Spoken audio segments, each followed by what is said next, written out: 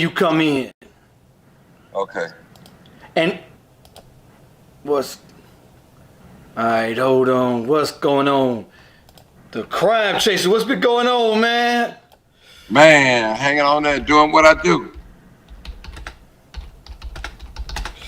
Chicago crime chaser. Man, you famous around here. Yes, sir. Man, you do good work, bro.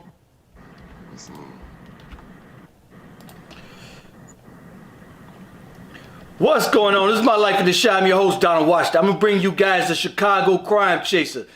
What's going on, Martin G. Johnson? Man, you everywhere in Chicago. I want to bring you guys some of Martin G. Johnson's work. Take a look.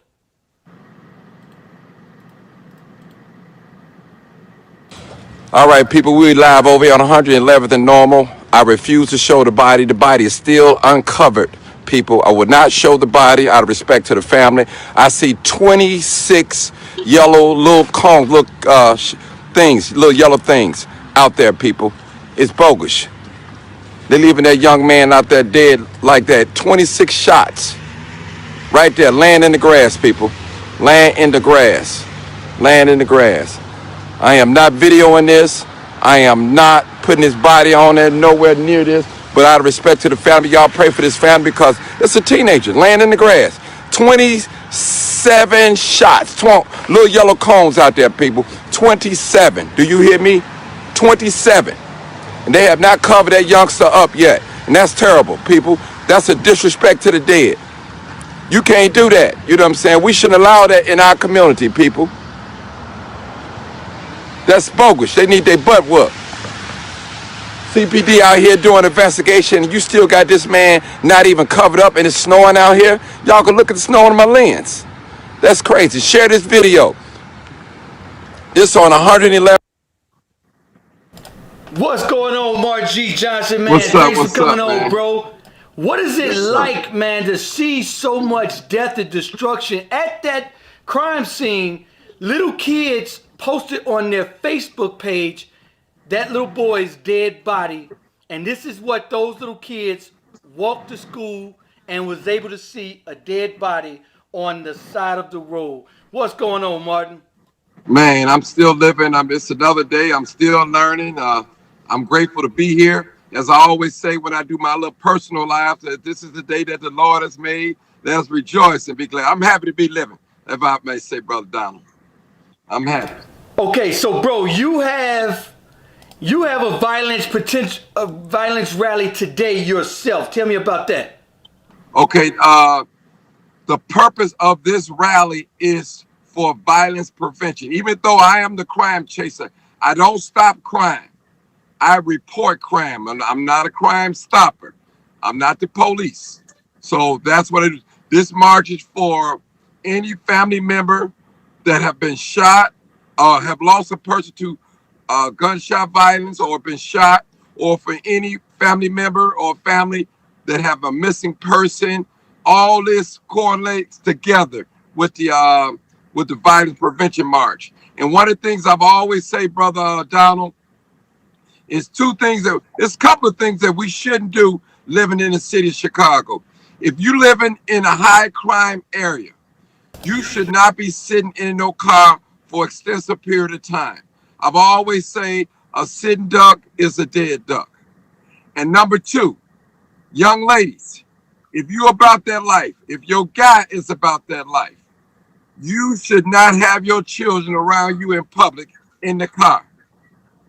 And if you got a boyfriend that's about that life and you're not about that life, don't let him front you off, nor your family or your vehicle, because we see it over and over here in the city of Chicago. When the shooter comes, he don't have no feelings for whoever's in the car. He just shooting. He gonna spray the whole car up.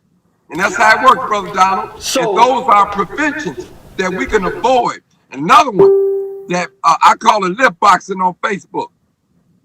And you know, a lot of times that's why I don't get into lip boxing on Facebook. Because see, some people, they don't forget and they gonna hold you to whatever you say. If you out there throwing threats on social media, talking about what you'll do or shoot somebody, you got people out there will challenge that. And that's why a lot of shooting is going on in our community. And the number one thing is self-hate. So this violence prevention rally, I'm glad that because everybody's saying, oh, what about black on black crime? What about black on black crime? You guys don't march when it comes to black on black crime. That's not true. It just don't get the same publicity as it normally do. Also, we have to be proactionary, not reactionary. We have to prevent it ourselves and get out there and police our own streets, and hold ourselves accountable. We can't let these young folks hold our community hostage. And that's what they're doing. And they're destroying our community. That's why I'm glad that you're doing a violence prevention rally for ourselves, for black on black crime, for the crime in our community. Because these young guys got to understand, man, it's time to stop it. What do you think about this 4th of July weekend, and what should people do in Chicago? I say, get your family out of Chicago this weekend. The police are stepping down, and they're not solving any crimes. We know that for a fact. They can't even solve less than 10% of the murder rate. Not even less than 10%. Go ahead, bro. Oh, let me say this. And I want to say this on the record. I can't prove it, but I'm going to say this down. I'm saying this. This is my opinion. This is my personal observation. I believe because a crime or murder or shooting happens in the black community, that doesn't mean necessarily that a black person is doing it. Now, are we shooting each other? Yes. But that's my belief, Donald. It's just a personal opinion of mine. I can't prove it as of yet, but I'm hoping to be able to prove it one day. Absolutely. So, man, what is it like going out there, man, and seeing death and destruction every single day out there on these Chicago streets, man? What is the impact does it have on you personally, seeing seeing the mothers, seeing the families get to the scene of the accident? What motivates you to do what you do? Well, you know what? The world is looking at Chicago, and my goal was to bring awareness, not to make the black community look bad, not for clout, not for money, because listen, I may have a little clout now. I don't have no money. I don't get paid for this, but I wanted to show the whole world in real time, in real life, in real video, to tell our story, because the media, they amplify our wrongs. They make us look like animals. They lie. They never get the story right. So my thing is, my turn when I use live, unedited, uncut. You see what I see. You know what I know. I ride around with a scanner so you can hear in real time and know in real time what the real story is. Instead, we've heard stories like this. Just don't. Okay, I'm going to give you an example. And I shouldn't say this, but I'm going to say this. Those two gentlemen that got killed on 79th and Luella by the gas station. You familiar with that, brother? I covered that story. Now, something transpired in that gas station. I don't think those guys just asked that guy how tall he is, or how tall. Something happened. Now, something happened, Donald. Something happened. It was three guys all together. Not justifying that guy for shooting those two young men in the back. And I'm not taking nothing, no character from those young men, but something happened. The news made it seem like, they just only asked the guy how tall he was and all that. Something happened. Something happened, Brother Donald. Something happened in that convenience store. Something happened. And I don't know. And see, that's why I like the truth. And I hold my judgment about the victims and things like that. I just report, but something happened, Brother Donald. I don't know what happened. And that young man that did that shooting, he is dead wrong for that. And we have to learn how to talk and work situations out. I don't believe that he came in that store just that day just to shoot those two guys. I don't believe that. But he's dead wrong for shooting and killing those guys. He's dead wrong. Now, I'm not taking up for that behavior at all. That's just my opinion. That's my observation. That's all I'm saying, brother. So in the upper right hand corner, if you guys could look, that's the young gentleman that did the shooting allegedly, and these are the two young guys, 16 and 17, that was shot dead out of this convenience store on 79th and Luella, if I'm not mistaken. The story is that he walked into, they went to the store just for some candy, literally. And that they asked him, damn, dude, how tall are you? That's what the third survivor, there was three of them. Right, Two it of was them three. died, one of them survived. And what happened was he followed them out of the store. Now, so much in Chicago do we see, other stuff that's more to it. That's what the survivor, that's what is off of his statement. Right. That's right. what's off of his statement. Right. And that's what we have to go on. Right. But I mean, and I understand because that was a statement, he was there and all that, but I just couldn't see nobody gun down two people for a statement like that. It has to be something else. It just, Donald, that's unheard of, brother. That's unheard of. Just, you gonna kill two people because they admire your height. And you know what I'm saying? Come on now, Donald. That is just something not right with the story. That's all I'm saying. And, and I'm not down his perception, but I mean, people, you do have people out here that got mental problems and they're ready to shoot. I mean, we're the only culture, and I'll say culture, black people, that we can stare at each other, and after we have a staring match, somebody can pull out a gun and start shooting. I mean, that's self-hate. That's hate, Brother Donald. That's hate. So, what, in your opinion, let's talk solutions. What is the solution to the violence in Chicago? Number one, self-love. That is the solution. Brother Donald, I can't love you and treat you right if I don't love myself and treat myself right. And I tell any woman, I got 4 daughters, and 3 of them are grown. How can a man love you when they don't love themselves? They can't do it. You got people right here, Donald, in the city of Chicago. They go to church, they pray, and they live in a good, clean life, but they don't like themselves. What I mean, they don't like the very skin that they in their body. So that's number one, Brother Donald. That is the solution. We have to work on ourselves. Now, take in mind, there's no guns being made in Inglewood.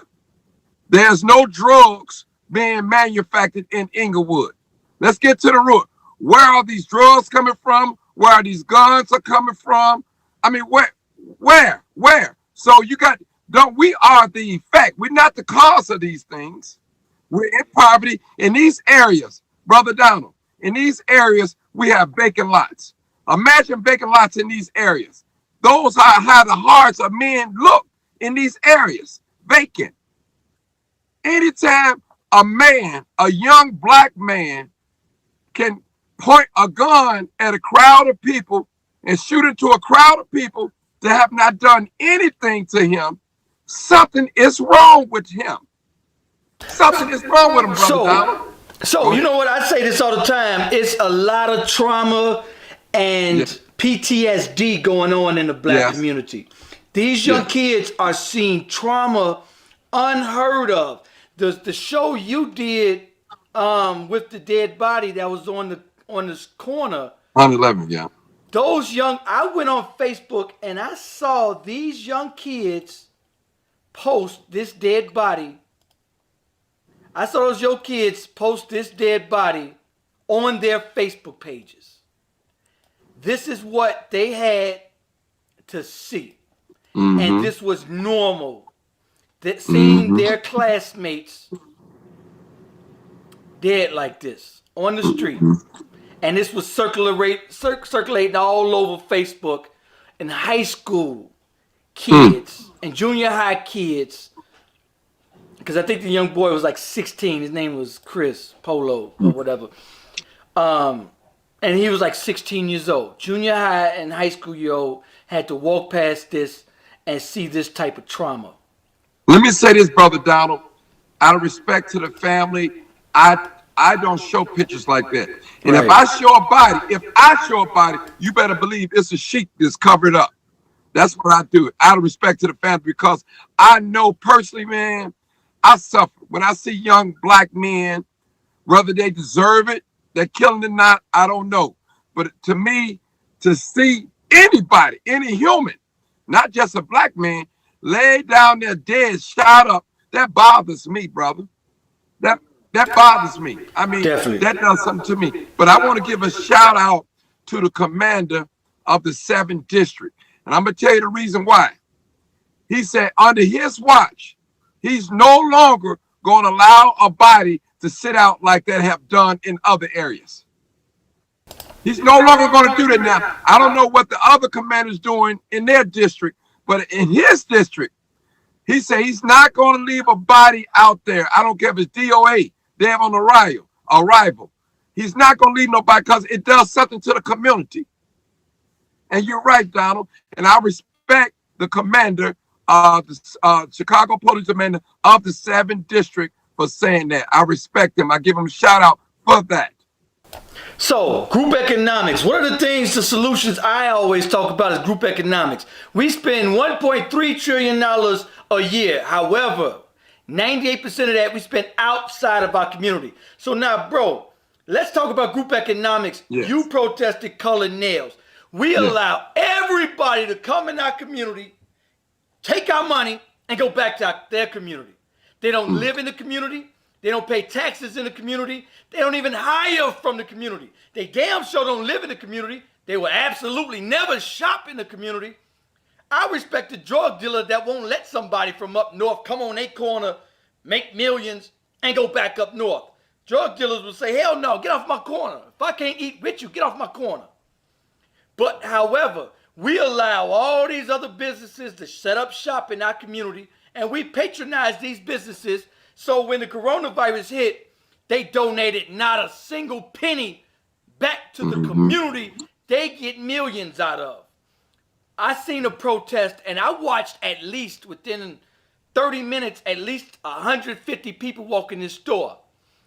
And this is every day for this store. And I asked the owner, he said, I love you guys. I love this community. I said, hey man, there's a Family Dollar across the street. Have you ever shopped at that Family Dollar? He said, no. I said, do you live in this community? No. I said, there's a school that's in danger of closing down the street. Did you donate to that school? He said, no. I said, have you ever hired from this community? He said, no. I said, then you gotta go. You gotta go. Group economics. We can't even hire our own children. That's why our children don't have jobs. This is why our children have to sell dope and carry guns, because they don't have jobs. We can't send our young brothers, and a lot of young brothers don't respect us like they should, because we should be able to say, hey, young brother, go down the street to the corner store and get yourself a job. You don't have to sell drugs out here on the street. And they would do that. But without group economics, with us shopping all of our money outside our community. So when y'all protested color nails, a lot of people didn't understand why y'all was protesting color nails that openly disrespected a sister out there coming into their community. What do you have to say about group economics and the protest outside of color nails, bro? Man, you broke it down, but let me help you out a little bit. It goes back to our training, Brother Donald. We are taught to be consumers. That's what we're taught. And another thing, that going back to self-hate, we hate to see each other prosper, man. We're like, you have to. I got to tell the truth and shame the devil. Men and women, black men and women, we compete against each other. The only time that we get along is laying down in the bed. Now, getting back on group economics, we don't understand the togetherness. We look at it as being a bias or racist when we just shop only black only. But the scripture says charity begins at home. Brother Donald, I can't get with another woman and be a father to another woman's child when I'm not a father to my children, my biological children. In other words, what I'm trying to say is, I can't shop in another store in my community and don't give none of my black people none of that money. They should be the first one on my mind, even if it costs $10 extra. I got to keep this ball rolling because I always say we are financing our own oppression. And when we buy, how we do that, we giving foreigners, any visitors or any guests in our community, our money and our children out there jobless, out there selling loose squares, selling cigarettes, selling loud, up and down the red line, the green line, standing in front of stores and all that. Listen, we're lost people. We are sick. We have to get our self-love back. Well, I don't know how old you are, Don. I'm 51. When I was a little boy, I remember back, I think it was late 70s, early 80s, it was an organization called Black on Black Love. And all they was stressing is love and love. And that's what when you hear me say I love being black, black love, black power, black unity, you know what I'm saying? I stress that. Once you get that inside of your mind, you can begin to shop with your brother. You won't look at prices. This is what black people do. And I'm black. As soon as they come in my place of business, I make one mistake. I may give you some bad customer service. The food may be cold. You don't forgive me. You go on social media, you write it down, and you never come back. But when Comcast overbill you, when AT&T overbill you, when Boost Mobile, when Sprint, when ComEd do you in, what you do? You forgive them and you run right back into that business. When Walmart overbill you, what you do? You run right back to Walmart. When them Arabs talk crazy to you and slap you around, you run right back into their business. But when a black person wrong you, you will never forgive them and you won't go back in there. That's self-hatred, brother. I tell people this: if you're not willing to shop at stores in your community that hire from your community, and you busy going to oil and spending all your money, you need to shut the hell up talking about what the police are doing to you, and shut the hell up talking about racism.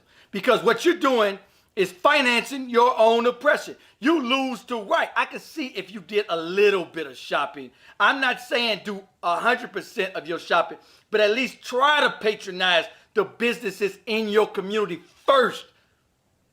Patronize them. People keep saying, but we don't have no business. We don't have no business. We don't have no business. We spend $1.3 trillion. Even if 50% of the community shopped at that one black-owned business in your community, that one business can open up 3 more within days. Within days, we can have 3 more businesses. There was a shop owner in the neighborhood community, and he said, Donald, I want to open up 1,000 of these, and I hire from the community. But not even 1% of this community support me. Even if 15% of that community supported him, within a week, he could have opened up 2 more. And then that's more jobs for your children. So yes, we may have to pay more because we the middleman. We don't get it wholesale like all of them do. They get good prices. So we get it from the middleman and we got to pay a little bit more. Then we don't get as much business, so we got to charge a little bit more. So we only got one business in our community. So if you don't patronize that one business, you lose the right to cry and complain about the issues in your community because you are part of the problem by not giving your children jobs. So you can't complain about this man breaking into your home. Give him a job.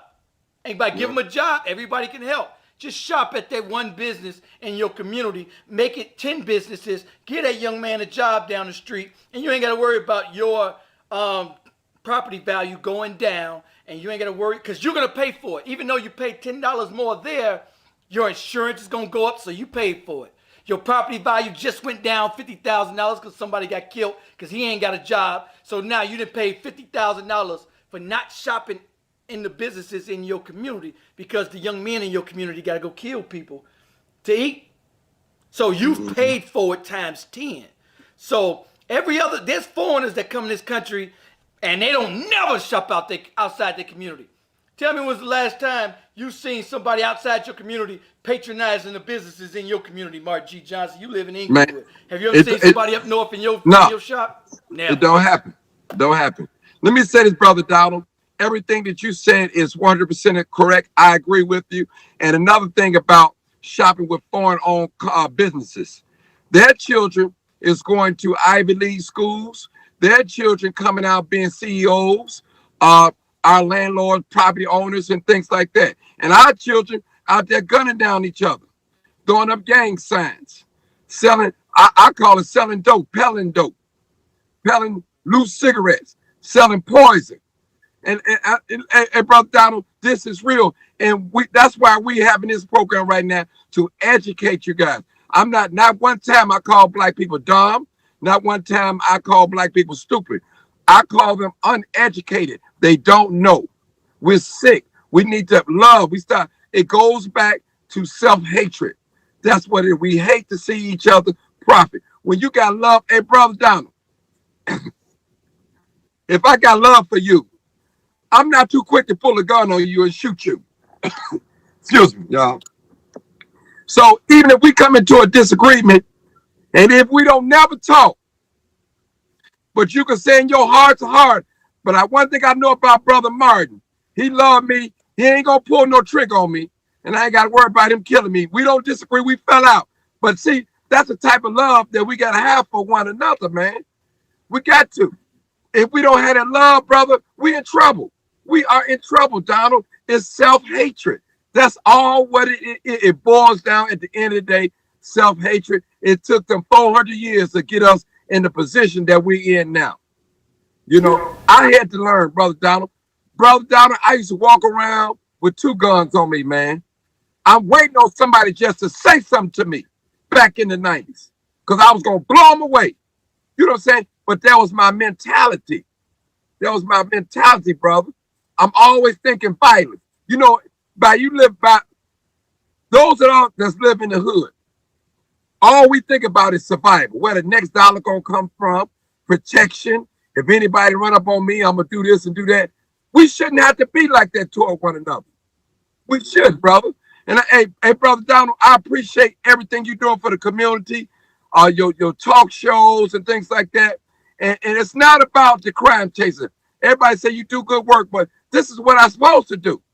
My community should not have to pay me to do something for my community. You got a lot of great people out there, Brother Donald, that got great talent that can benefit the community because they're not getting paid for it. They're not going to do it. I say this, bro, and you know what, man? I'm tired of sugarcoating stuff, man, with that community. It's a lot of self accountability we need to take.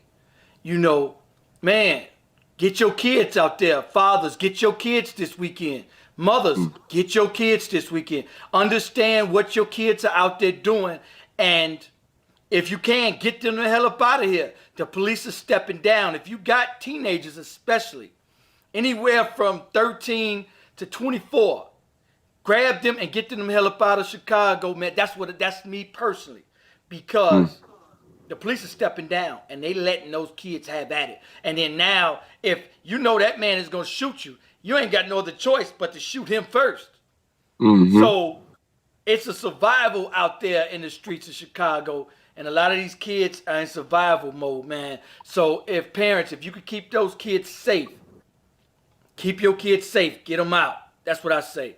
As for right now, until things get better, till we could change the economic conditions in our community, because a thriving black community has what? No crime.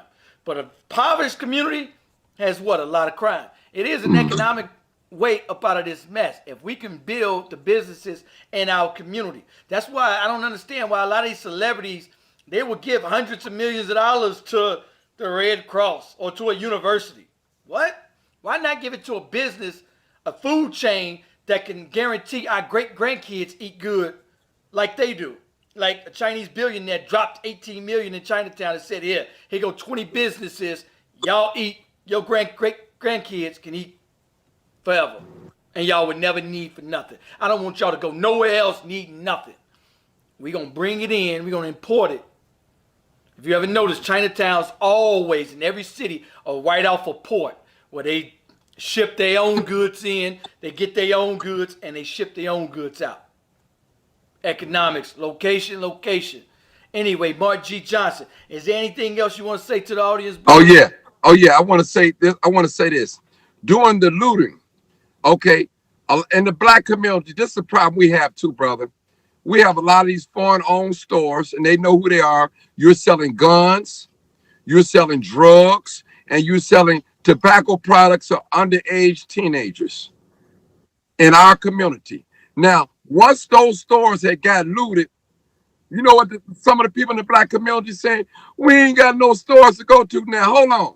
You can't have it both ways. First, you was complaining about these foreign-owned stores, taking our money, sleeping with our women, disrespecting our women, selling our teenagers, underage teenagers tobacco products, selling guns to gangbangers standing in front of these stores. Now that these stores have got looted and all that, you're complaining. You can't have it both ways. Sometimes, people, you got to do They this. robbing 87th Street people. They got. Hey, Brother Donald, this is what I believe. Black people shop for convenience. Sometimes we got to get out of convenience. We have to do research on some of these businesses before we shop with them, give our money with them. Now, I'm going to tell you what I've noticed. I see a lot of Arab business right now got Black Lives Matter on their door. We love black people. I love black people too. If you give me all your money, you fool enough to give me all your money and don't give it to your people. I love black people too. It's a game that's being played on us, Brother Donald. Hey, And our bro, kids are killing it. You don't hear about the Arab kids out here doing drive-bys, standing in front of the stores, throwing up signs. You don't see the Jewish children out there standing in front of the stores and doing all that. Why is it our children? You can go to every major city in the United States black community, you'll see the same thing. Joblessness, vacant lots, rundown homes, gangbangers, drugs, prostitution, shooting. In every major black community in the United States, you'll see the same thing. It's all by design. okay, bro, I want to play some of the a video from the looting. This is some of it. Hey, Here. but they bring you a $5,000 person, you give them a $300. You just as guilty. That's right. Lock it up, man. All right.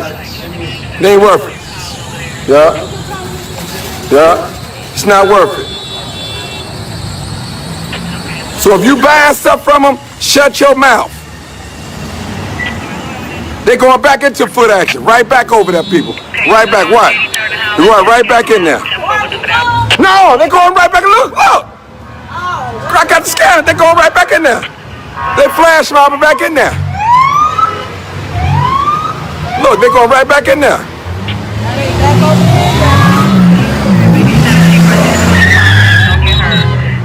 Police right there ain't gonna do no what the police gonna do.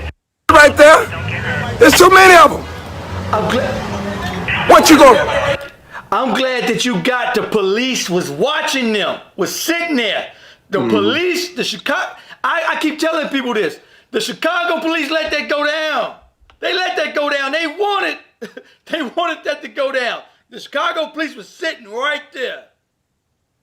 Yes, it was. If y'all watch that clip, the Chicago police is right there. Right there. Right there. It's right there. Hey, brother, I've never seen nothing like that in my life, man. I'm 51 years old. I've never witnessed nothing like that in my life. Yeah, and listen, people, don't forget, I need you guys to come out today. I'm in Chicago. Those of you in Chicago and the surrounding suburbs, the flyers up on the screen, you should be able to see it. We're doing a violence prevention rally march.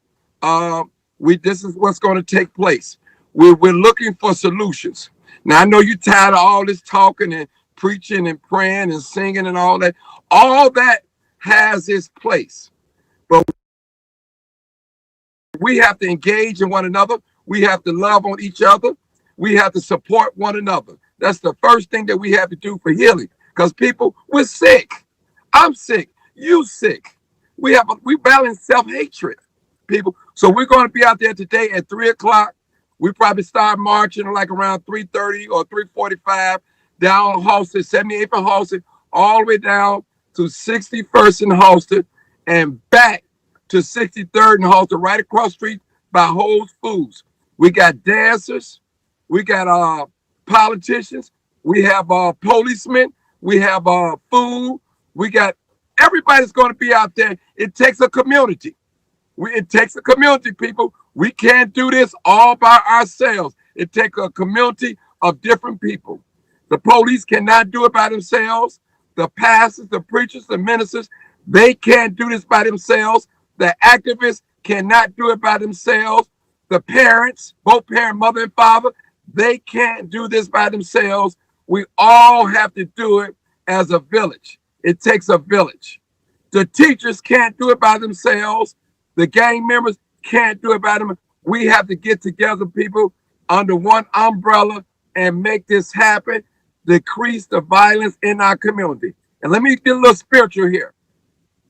As long as we got sin in the world, people always going to kill people, regardless of what goes on, even economics. But economics is one of our major problems because we're starving.